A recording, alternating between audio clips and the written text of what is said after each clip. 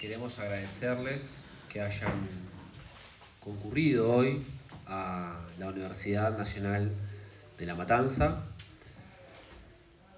Estamos muy agradecidos con nuestra casa de estudios por haber permitido realizar este evento que organiza Innocence Project Argentina y al cual han apoyado la Cátedra de Derecho Internacional Público y la Defensoría General del Departamento Judicial de Moreno General Rodríguez. Nos acompañan en este acto el vicedecano del Departamento de Derecho y Ciencias Políticas, el doctor Luis Alberto Deuteris. También queremos agradecerle especialmente a la doctora Carolina Stimoli, secretaria académica del departamento.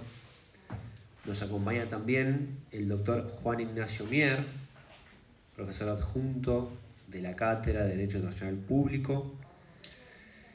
Y especialmente retransmitirles a ustedes, todas las personas presentes, el pedido de disculpas de nuestro titular de cátedra, el doctor Fernando Oltra Santa Cruz, que por motivos de agenda no pudo estar personalmente presente, y en el mismo sentido de nuestro defensor general del Departamento Judicial de Moreno General Rodríguez, el doctor Gustavo Linde, que por idénticas razones tampoco pudo estar presente, pero en nombre de ellos les agradezco su presencia.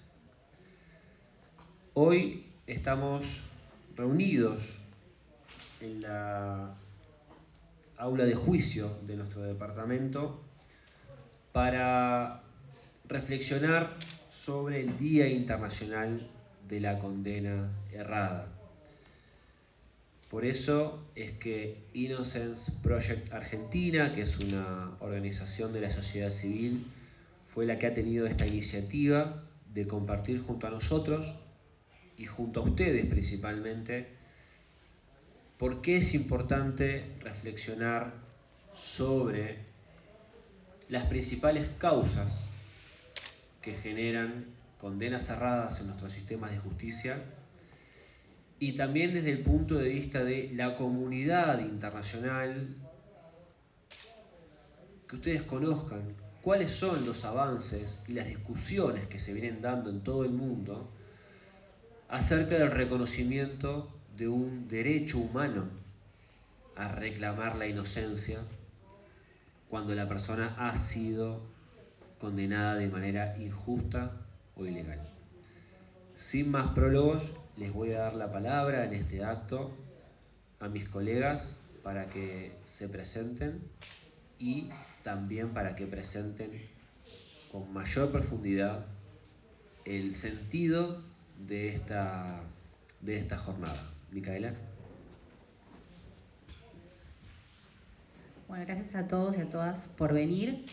El Día Internacional de la Condena Errada es una iniciativa de las organizaciones que formamos parte de la Innocence Network, que es una red que nuclea a las organizaciones, a los proyectos de inocencia alrededor del mundo. Surge en 2012 y se celebra todos los años el 2 de octubre. La propuesta de este día, de esta conmemoración, es que reflexionemos sobre las causas y pensemos remedios sobre las condenas erradas, y también que reflexionemos sobre cómo afectan las condenas erradas a las personas que las sufren, tanto a sus familias, a sus amigos, en sus comunidades y demás está decir en ellos mismos. En esta oportunidad entonces tenemos dos paneles. En un primer panel vamos a discutir cuáles son las causas de condenas erradas, cómo podemos trabajarlas para disminuirlas, y un segundo panel en donde vamos a charlar con personas condenadas por error que nos van a contar su historia y su experiencia. En el primer panel vamos a estar Manuel Garrido, que es presidente y director de Innocence Project Argentina, es ex fiscal general anticorrupción de la Nación, entre muchas otras cosas, y es docente titular por la Universidad de La Plata, la Universidad del Noroeste, la Universidad de Palermo, y también docente invitado a la Universidad de San Andrés. Lucas 2, y lo resumí. Lucas es secretario en el Ministerio Público de la Defensa, también es responsable de la Secretaría de Coordinación de Gestión y Capacitación Judicial de la Defensoría General del Departamento de Moreno General Rodríguez y también es docente universitario. Y quien les habla, soy abogada de la Fundación y me estoy formando en Derecho Internacional de los Derechos Humanos y tengo formación en Ciencias Forenses en el marco de la Universidad de La Plata. Así que bueno, le cedo la palabra a Lucas, que va a ser quien coordine este panel y vamos a charlar entre los tres. Espero que lo disfruten. Gracias, Micaela. Bueno, nos pareció importante, para empezar la actividad de hoy, que ustedes conozcan un poco más cómo surgió Innocence Project. Por eso les pregunto a ambos si nos quieren contar cómo y cuándo surge Innocence Project en el mundo y luego en Argentina. Lo voy a sacar porque es muy cómoda. Bueno, si les parece, yo cuento sobre Innocence Project y vos sobre Argentina, Manuel. Innocence Project surge específicamente, se funda en 1992, dos abogados de Estados Unidos.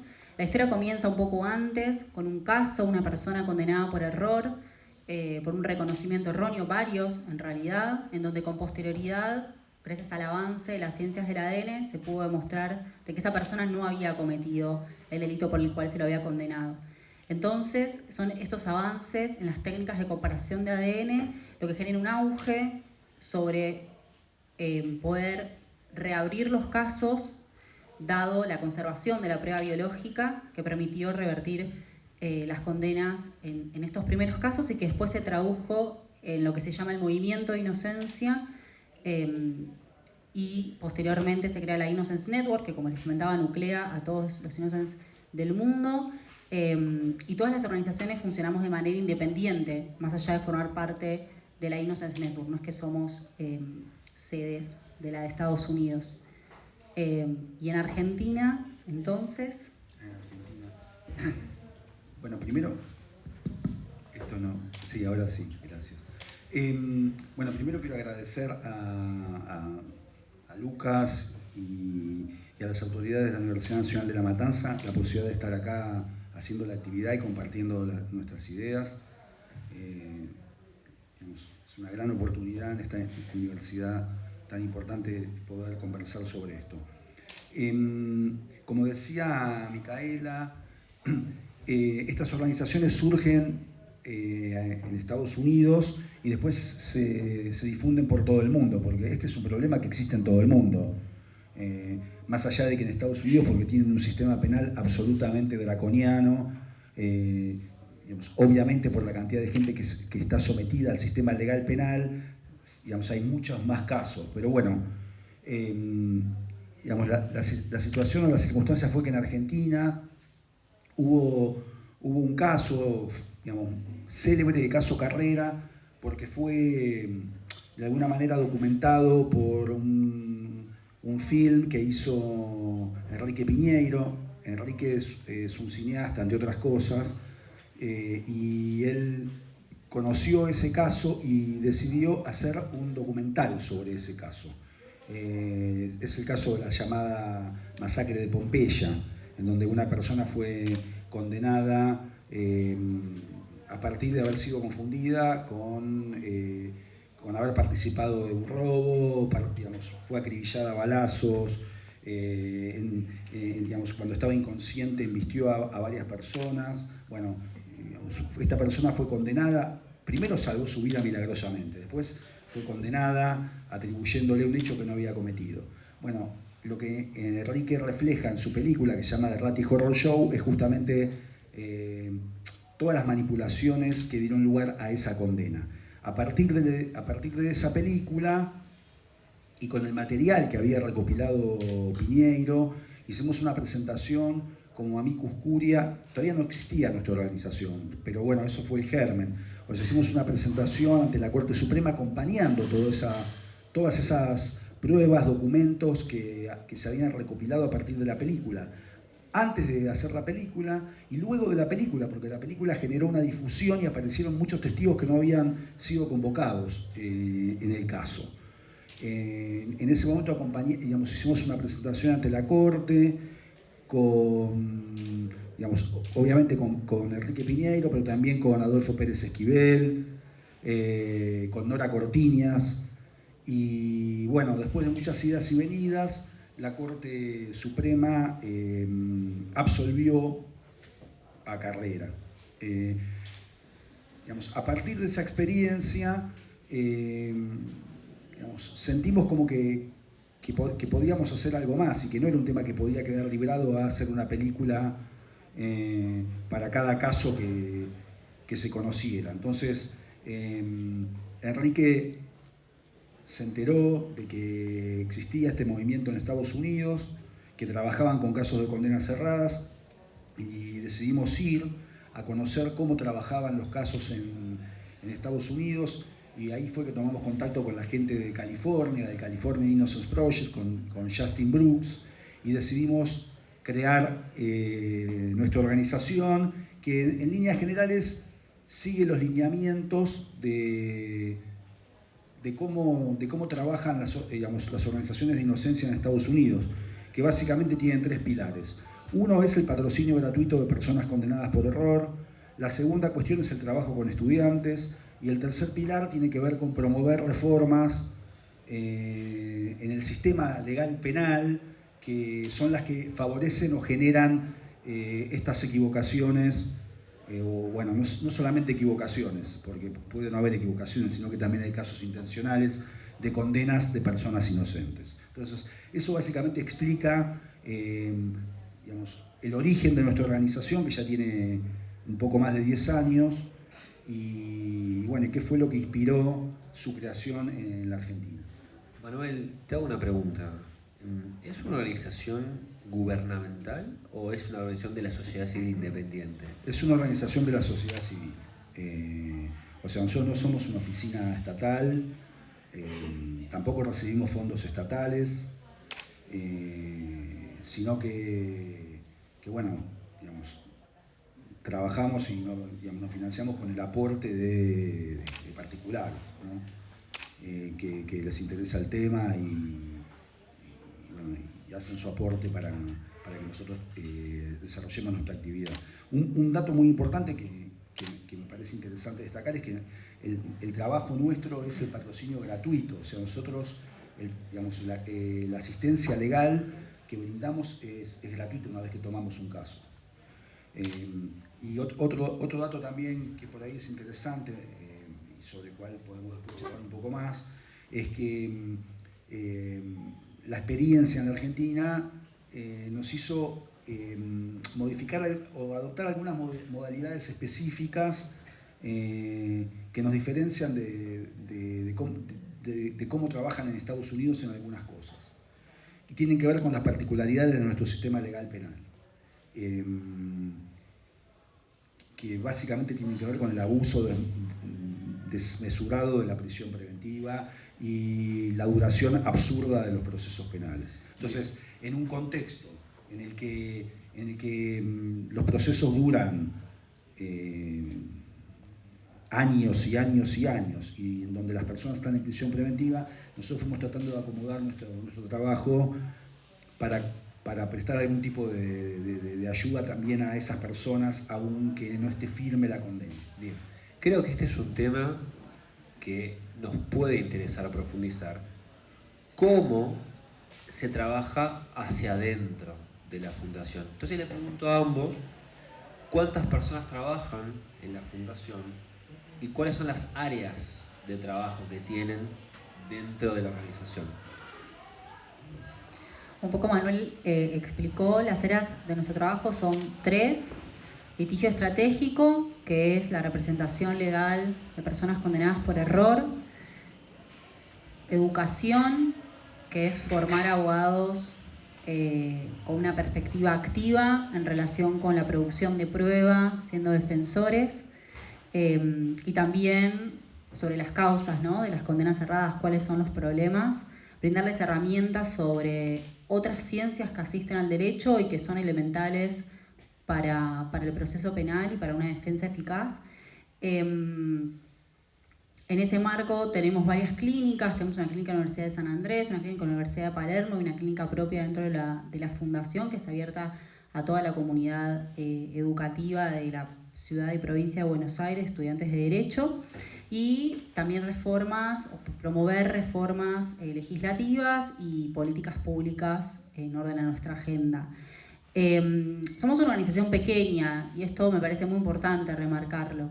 Actualmente somos 3 abogadas las que trabajamos junto a Manuel, que es el presidente de la fundación, y trabajamos con estudiantes voluntarios que forman parte de nuestras clínicas y también con abogados pro bono que nos ayudan a estudiar y analizar los casos.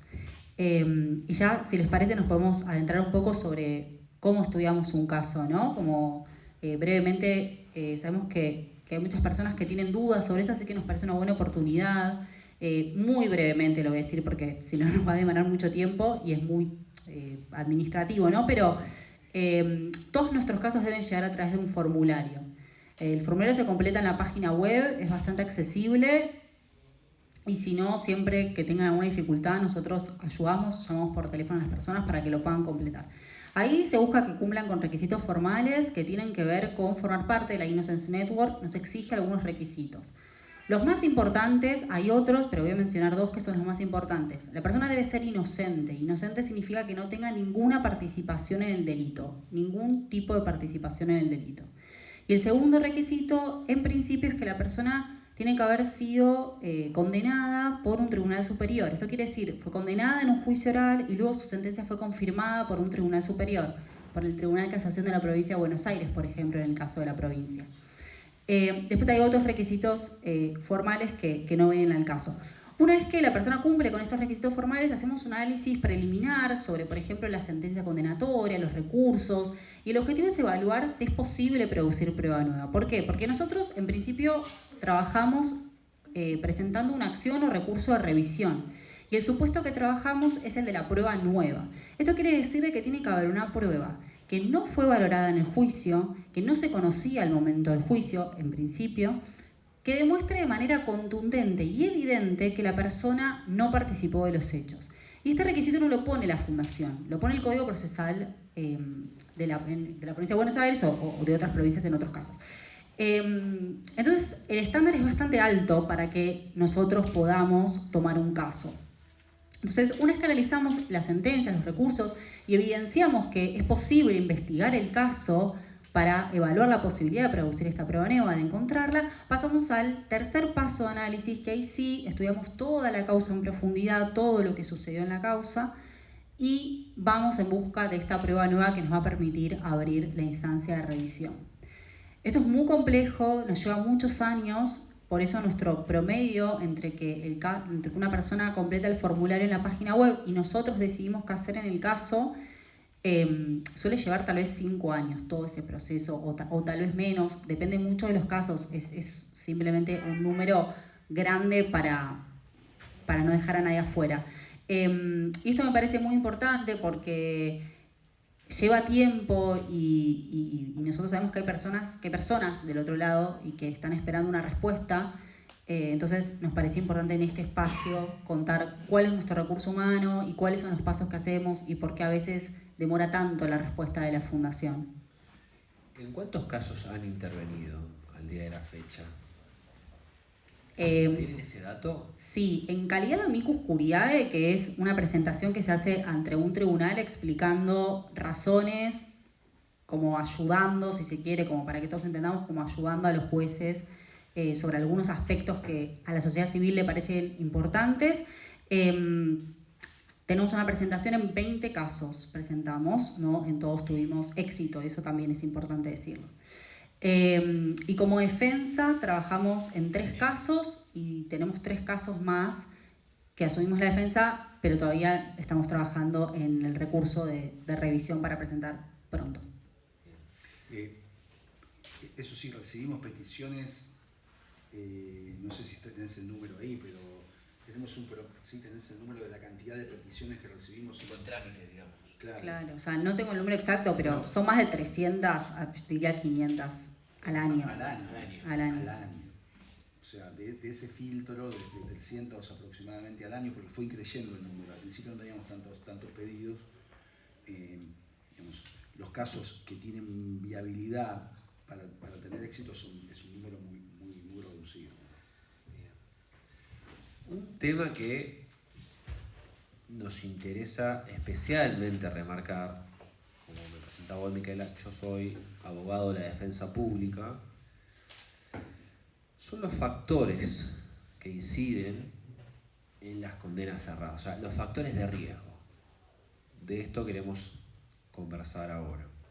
¿Cuáles son las principales causas que ustedes, en su experiencia, han detectado que incrementan el riesgo de una condena errada? Sí, mirá, sobre esto hay estudios, o sea, más allá de nuestra experiencia, calculá que en Estados Unidos empezaron en 1993 a trabajar en estos casos, o sea que tienen una experiencia de más de 30 años de litigar estos casos con un montón de decisiones. Entonces, ahí hubo un universo que hubo académicos que se pusieron a estudiar para determinar justamente lo que vos estabas preguntando. En Estados Unidos, además, la gran cantidad de casos hizo y la gran cantidad de dinero que tiene Estados Unidos hizo que se creara también una iniciativa de 3 universidades que se llama Registro Nacional de Exoneraciones, que llevan una información, llevan la información actualizada a la que se puede acceder en la página web del NRE,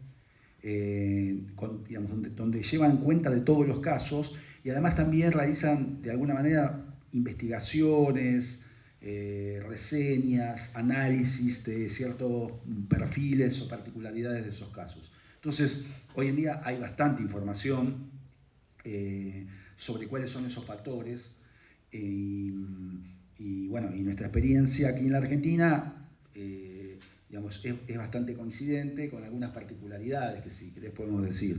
Pero lo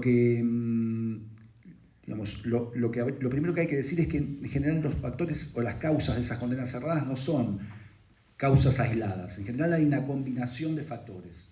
O sea, que en los casos que terminan con una condena errada, por lo general coexiste más de un factor, que se retroalimentan y generan esa situación, ese resultado, que es la condena de una persona inocente. Y los factores que generan errores o condenas de inocentes son de los más variados. O sea, van desde fenómenos que tienen que ver con la índole de las pruebas, el tipo de pruebas que utiliza la justicia, pasando por los límites que existen respecto del conocimiento científico por parte de jueces o jurados, hasta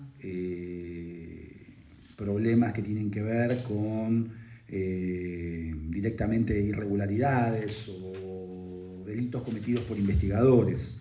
Entonces, hay una amplia gama, para que tengas una idea, desde lo que tiene que ver con la prueba que utiliza la justicia. En general, y en la Argentina, esto es más grande todavía. O sea, la prueba por excelencia aquí en la Argentina, ¿cuál es? La prueba de testigos. En Estados Unidos por ahí hay mucha más prueba científica, que tiene un montón de problemas, pero la prueba de testigos de alguna manera tropieza con dificultades que tienen que ver con cómo funciona la memoria de las personas. A partir de los casos de Innocence Project en Estados Unidos se demostró que dio lugar a investigaciones sobre psicología del testimonio, sobre neurociencia, sobre cómo funciona la memoria de las personas.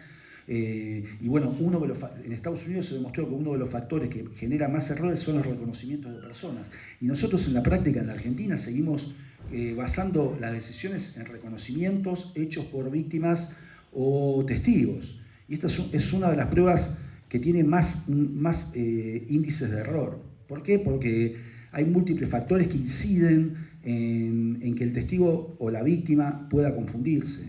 que tienen que ver, son de lo más variado, tienen que ver con la memoria. ¿Por qué? Porque la memoria no es una memoria fotográfica, sino que se altera con el paso del tiempo, se puede afectar, se modifica todo el tiempo. Cuanto más pasa el tiempo, cuanto más vivencias tiene esa persona o reabre ese recuerdo se altera.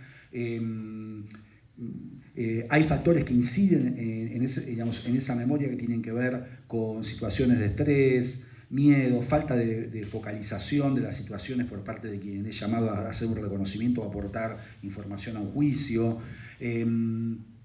Ese reconocimiento se ve afectado en temas de reconocimiento interracial, o sea, la presión es mucho menor. Cuando en los reconocimientos en rueda de personas, si no está el sospechoso en la rueda, el testigo tiende a reconocer al que más se parece, entonces ya hay un factor que no se maneja.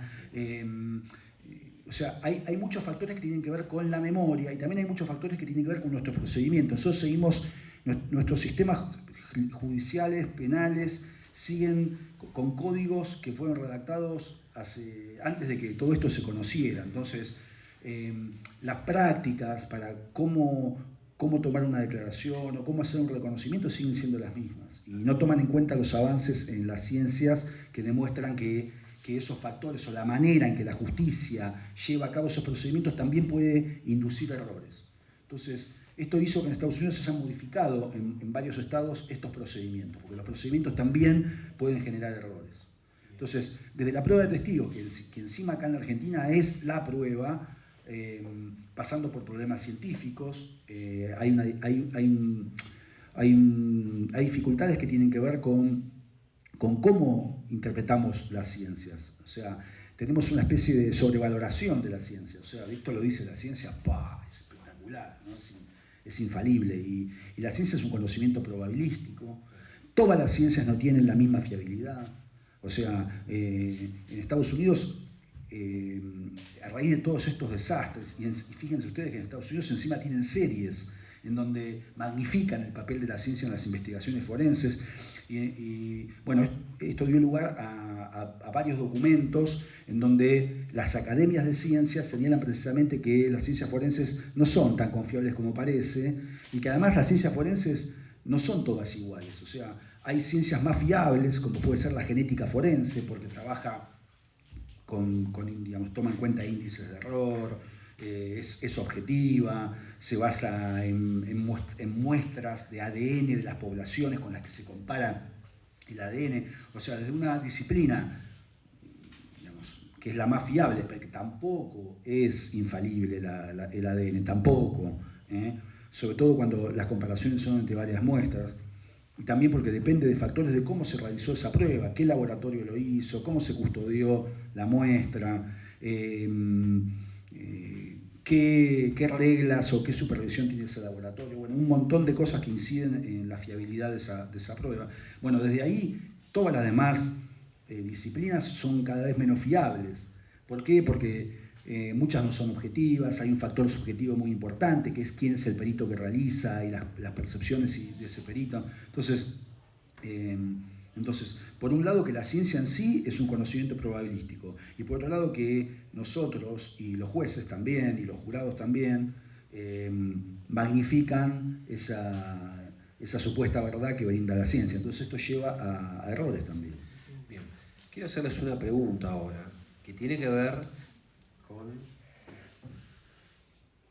el rol de la defensa en estos casos. Yo trabajo, como les contaba, en la defensa pública. Nosotros tenemos muchas fortalezas como organización institucional, pero también muchas debilidades. Entonces les quería preguntar si el ejercicio de una defensa ineficaz es para ustedes una causa que incrementa el riesgo de una condena errónea. ¿Por qué les pregunto esto? Nosotros tuvimos en la Defensoría General de Moreno General Rodríguez el privilegio de conocerlos, a Manuel, a Enrique, en ese momento no estábamos Micaela, pero vino Camila, y tuvimos una capacitación con ustedes donde básicamente nos mostraron un video, que era el video que vos mencionabas del caso de la masacre de Pompeya, que para nosotros como organización de defensa fue un disparador de un proceso de repensar lo que hacíamos y las cosas que hacíamos mal, básicamente. Entonces tomamos la decisión, luego de esa actividad junto a ustedes, de iniciar un proceso de capacitación continua de carácter interdisciplinario que aún mantenemos al día de hoy, que involucra todas las disciplinas que fortalecen el ejercicio de la abogacía. Yo, con permiso de ustedes, quisiera leerles brevemente una carta, o sea, algo que nuestro defensor general, el doctor Gustavo Linde, me pidió que expresamente les haga saber, porque era su intención estar acá hoy presente, acerca de la importancia que tiene para nuestra organización, luego de haber tenido la capacitación con ustedes, la investigación penal de la defensa, o sea, con perspectiva de defensa, para la determinación de la verdad en el marco del debido proceso. Y para nosotros constituye nuestro eje de gestión más importante en materia penal hoy en día. En la inteligencia de que un sistema adversarial es el que mejor garantiza la consecución de este fin mediante una herramienta que nosotros hoy conocemos como la teoría del caso. Entonces, realmente para nosotros es muy importante, muy significativo el aporte que hace Innocence Project en los sistemas judiciales y particularmente cuando nos capacitaron a nosotros con el propósito de acceder a la verdad bajo la estricta observancia de las garantías procesales. Esto es lo que queríamos compartir con ustedes porque realmente estamos súper agradecidos de que nos hayan mostrado un camino y también un poco la idea de hoy era que esto se conozca fuera de la organización de la defensa pública en una universidad pública donde se están formando futuros y futuras abogadas y abogados.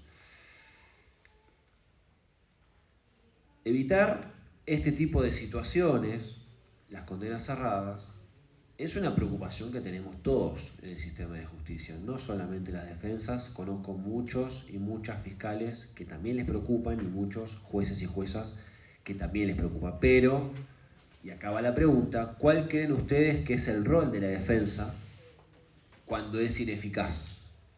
Cuando no está debidamente preparada, cuando no conoce de ciencias interdisciplinarias, cuando no acepta la posibilidad de que funcionarios policiales mientan, que un testigo mienta, que un perito se equivoque, ¿sí? Que es lo que conocemos en la teoría como defensa ineficaz. ¿Por dónde empezar? Bueno, defensa ineficaz es también un término un poco ambiguo, ¿no? ¿Qué es la defensa ineficaz? ¿Hasta dónde llega? Yo identifico como algunos problemas que pueden ser subsanables y otros que son más estructurales, ¿no?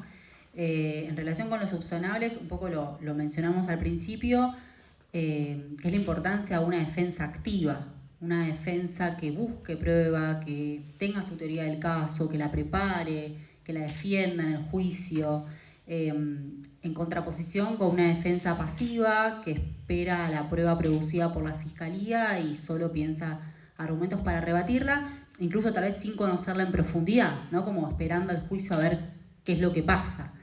Si bien es cierto que la Constitución dice que la Fiscalía es quien tiene que demostrar la culpabilidad, pues existe la presunción de inocencia, la práctica siempre suele ser mucho más compleja, más allá de que haya buenas voluntades de todas las partes, es muy importante que la defensa prepare el caso. Sin embargo, y en relación con esto, creo que en particular en la Argentina, por lo menos yo no tuve formación dentro de mi carrera universitaria en producción de prueba, en ciencias que asisten al derecho, litigación penal, poco y nada. Entonces, si bien creo que igual esto está cambiando de a poco, ¿no? Y está bueno hablarlo para potenciar ese cambio, no menospreciarlo, sino potenciarlo. Creo que nos falta muchísimo recorrido en formación práctica para los abogados y las abogadas en relación con la producción de prueba. Por otro lado, creo que hay problemas más estructurales que tienen que ver con falta de recursos.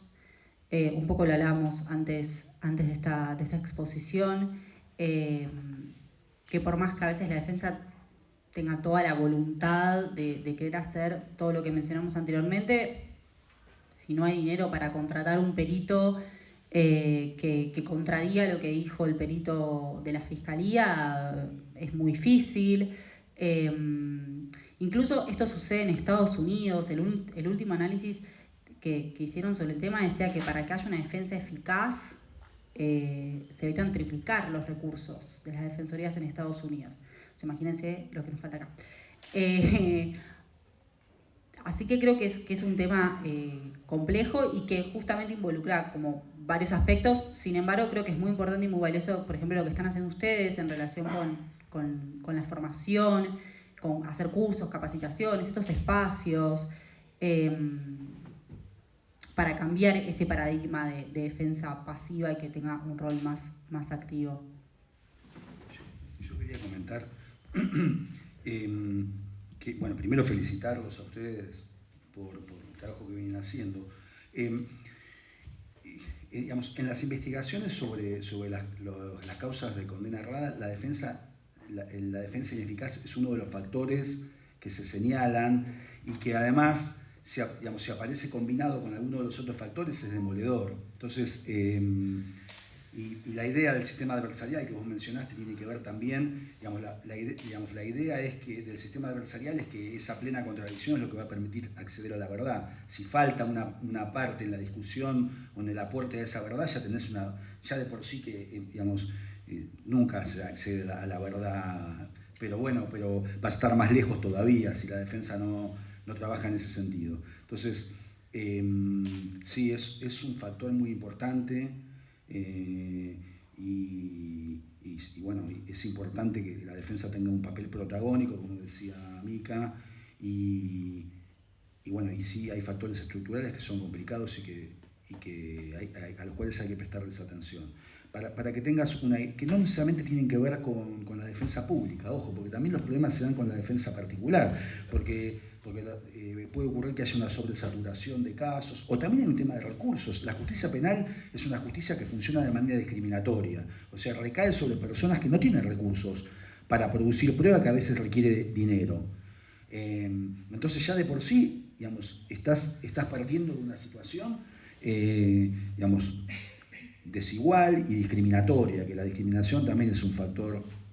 O sea, el acceso desigual a los derechos es un factor que también genera condenas cerradas. Entonces, te podemos contar algunos ejemplos. Tenemos un caso de un fenómeno que se llama síndrome de bebé sacudido. Que en 1980, dos científicos, un inglés y un norteamericano, dijeron que si se daban determinados síntomas, eso significaba que la persona que había estado inmediatamente antes con el bebé lo había sacudido hasta matarlo. Eso pasó hace 40 años. Después la ciencia evolucionó, que este es otro factor muy importante y sobre el cual se asienta mucho el trabajo del proyecto Inocencia, que es que la ciencia cambia, además de ser probabilística, cambia. Y las sentencias se toman en un momento dado. Después de esa sentencia pueden cambiar los criterios de la ciencia. Y ese saber científico en el que se fundó la condena puede estar absolutamente equivocado. Bien, y en este caso, estamos en el 2020 y de repente hay una persona en la provincia de Buenos Aires que la condenan sobre la base de esta teoría, que a nivel mundial se fue abandonada. ¿Y qué pasó? La teoría la sostuvo un médico forense y la defensa no lo controvertió, no por culpa de la defensora, porque ella hizo una averiguación con una médica y la médica dijo, no, esto es así. O sea, hay un tema de dificultad de acceso al conocimiento científico vigente, ¿entendés? Y bueno, si la defensa lo hubiera controvertido, seguramente hubiera tenido, no digo que lo hubieran absuelto, lo deberían haber absuelto, pero por lo menos hubiera habido discusión sobre, digamos, sobre las bases mismas, los fundamentos mismos de la condena. Y otro caso que se me ocurre es el de Marcos Bazán. Digamos, ¿cómo producís prueba sobre algo que, digamos, que en este caso es un señor que es un guía de perros que dice que su perro es infalible y que el perro le transmite algo que supuestamente es una prueba incontrovertible? O sea, ¿cómo el costo que tiene la prueba, digamos, la producción de prueba que demuestre que todo eso es una charlatanería? Entonces eso requiere un costo, o sea, tiene un costo de contratar peritos, y eso no está disponible en general al que litiga en la provincia de Buenos Aires. Una prueba de ADN, ¿cómo, digamos, además del sesgo, que de eso no hablamos, pero de los sesgos que tenemos todos sobre cómo valoramos la realidad? Tenemos un caso en donde la base de la condena es una prueba de ADN mal hecha. El defensor, cuando vio que había una prueba de ADN que involucraba a su cliente, argumentó otra cosa, no se metió a revisar la prueba de ADN. Y no tenía dinero para contratar un perito, o le pareció que no tenía sentido contratar un perito que analizara científicamente la prueba de ADN, que ahora, casi 20 años después, nosotros verificamos que está mal hecha. Entonces, eso tiene mucho costo. O sea, y además es muy difícil conseguir un perito de ADN que no sea de un laboratorio oficial. Ese es otro desafío que tenés. ¿Dónde vas a buscar el perito? Y además del costo que tiene un peritaje de ADN. Bueno, son problemas que cada vez van a ser más importantes. El abordaje cada vez más importante, porque si vas a difundir el juicio por jurados, además, o sea, el papel de la defensa cada vez es más protagónico. Entonces, digamos, creo que son desafíos de la práctica de la justicia que son muy importantes. Otro tema, el Código Procesal Penal dice que si vos querés que se grabe el juicio, lo tiene que pedir la defensa y pagarlo la defensa. O sea, no hay un sistema que establezca que la prueba que se produce en el juicio se registra. ¿Cómo vas a controlar después la regularidad de esa prueba si eso se disuelve en el aire? Porque en el acta no queda nada. Entonces, hoy en día ese tipo de cosas son esenciales y son muy caras. Son muy caras. Gracias a ambos. Les propongo ahora cambiar el eje y pasar a otro tema que tiene que ver con cómo en el mundo, en la comunidad internacional, se está trabajando el derecho a reclamar la inocencia. Y acá cambio de rol. Ahora les voy a hablar como integrante de la cátedra de Derecho Internacional Público de esta alta casa de estudios. Les pregunto a ambos cómo está regulado, si está regulado un derecho a acceder a la revisión de una condena injusta.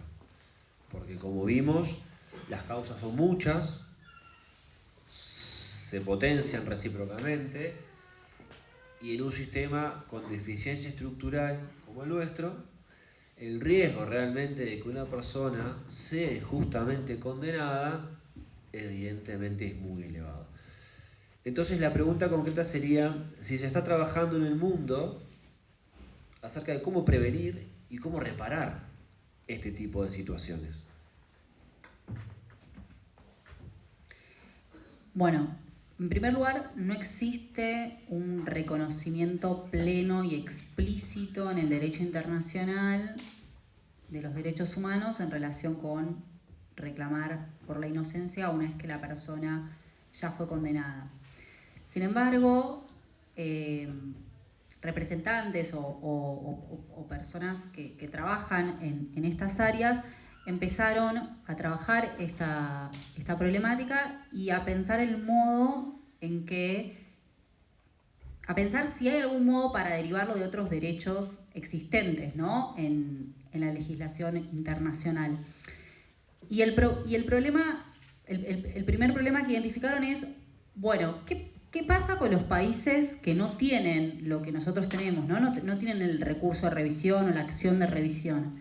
Que también puede ser un recurso administrativo, digo, hay varias formas de garantizar ese acceso, pero ¿qué pasa a los países que no tienen esa legislación? las personas que fueron condenadas y fue confirmada su condena no tienen ninguna posibilidad de hacer nada más, ¿no? Entonces, ahí es donde surge como el primer problema. ¿Qué pasa con los países que no lo tienen legislado? Y otro problema es, bueno, ¿qué pasa con los países que lo tienen legislados, pero cada país tiene sus propias reglas, ¿no? Hay países, por ejemplo, que no admiten prueba nueva en las apelaciones, otros países que lo admiten de manera limitada. Entonces, bueno, ¿en qué momento se puede presentar la prueba nueva? Entonces empezaron a preguntar sobre todo eso y a pensar los modos de derivarlos de otros derechos. No quiero que se vuelva muy técnico, así que quisiera como decirlo bastante por arriba, pero hay un montón de derechos y garantías procesales, ¿no? El derecho a un juicio justo, el derecho a que la condena sea, que un tribunal superior confirme la condena, el derecho a la vida. Entonces, el objetivo es pensar sobre esos derechos y de qué modo esos derechos se deben ampliar y se deben reinterpretar para abarcar el supuesto de una persona condenada. Actualmente se hicieron algunos avances. El Comité de Derechos Humanos de la ONU, por ejemplo, en el caso de específicamente la pena de muerte, que es una problemática que nosotros no tenemos, pero Estados Unidos es una problemática grave y que tiene muchos casos de personas exoneradas que tenían una pena de muerte. Entonces, en un caso que una persona se le había denegado el acceso a la revisión de su condena basado en prueba nueva, llegó hasta el comité y el comité lo que dijo es que en los casos de pena de muerte, lo suscitó a ese supuesto, el Estado debe garantizar que la persona pueda revisar su condena y que pueda presentar prueba nueva sobre su condena con el objetivo de demostrar su inocencia. Entonces ha habido algunos avances al respecto, sin embargo el plazo, el camino todavía recién está iniciado, pero me gustaría que también ustedes hagan algunos aportes. Bien, en el sistema interamericano, donde vivimos nosotros en las Américas, rige un tratado internacional que es la Convención Americana sobre Derechos Humanos. Esta convención, como explicaba Micaela, no tiene explícitamente reconocido un derecho a reclamar la inocencia. Y este es un problema porque la única regla que hay dice que toda persona condenada por error tiene derecho a una indemnización en caso de determinarse que fue condenada por error. La gran pregunta es si este derecho incluye o no la posibilidad de hacer valer una revisión de cualquier naturaleza por otro tribunal de justicia superior, por un tribunal administrativo, como explicaba Micaela, de la persona que está injustamente condenada. Porque lamentablemente, aunque a veces nos parezca de sentido común, y uno diga, si el derecho internacional nos reconoce una indemnización en caso de error judicial, lógico es que primero se tenga que reconocer el error judicial. Bueno, la verdad es que, como muchos de ustedes sabrán, el sentido común en la justicia no siempre es el más común de los sentidos. Entonces, yo creo que esta es una de las grandes causas por las cuales se está tratando de visibilizar este derecho, porque muchas de las discusiones que hay, que existen o que existieron en las cortes argentinas fue: el derecho no está, hay que esperar que haya una ley para que lo reconozca. Ejemplos, muchísimos. El primero que se me viene a la mente es el caso de Mejián contra Sofovich, donde lo que se discutía es: no está el derecho, señor, no puede reclamar el derecho a réplica si usted se siente agraviado por un programa de televisión que da información que va en contra de sus principios y valores. Entonces, lo más importante para nosotros, para ustedes, para la sociedad civil, para las personas, es que el derecho internacional en el sistema argentino no es cualquier derecho. Es un derecho que tiene una jerarquía superior a la ley. Y el derecho de los derechos humanos es un derecho que tiene una jerarquía superior a la ley y que está al lado de la Constitución. ¿Esto qué significa en términos más sencillos?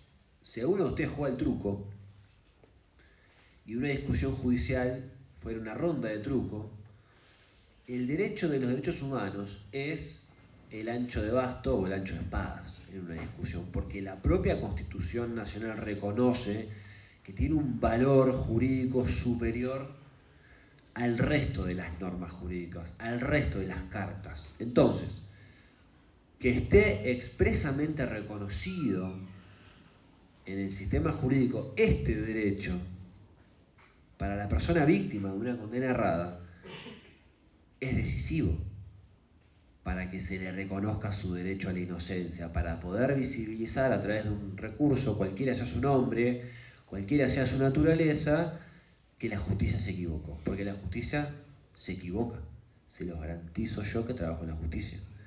Muchas veces por causas no imputables y muchas veces por causas imputables.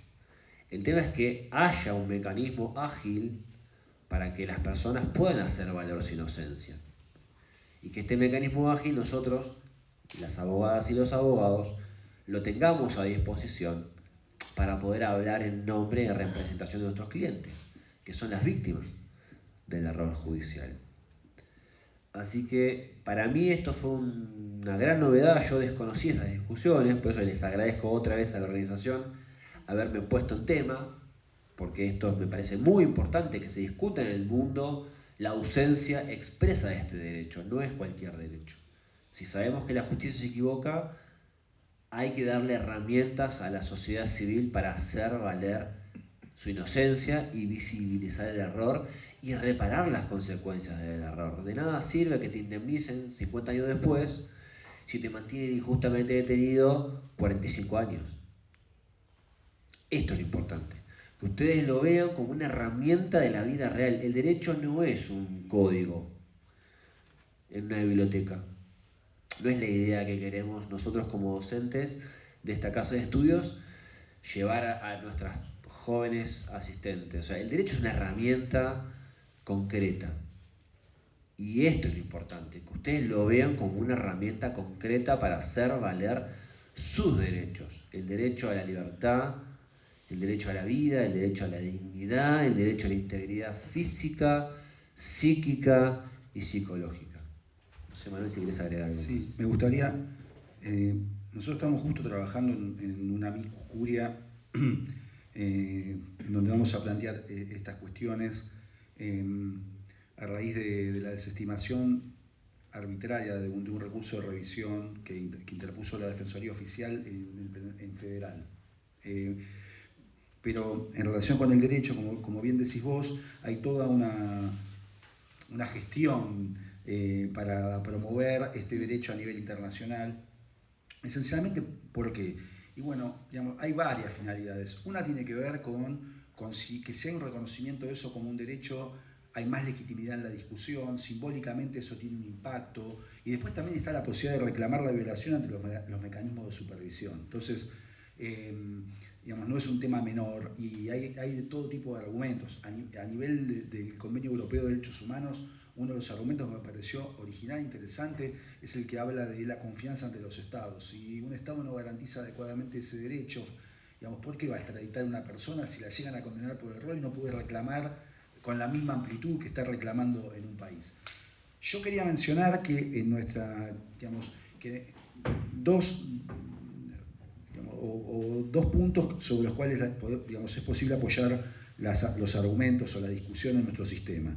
Digamos, en el sistema interamericano hay un par de puntos que me parecen importantes.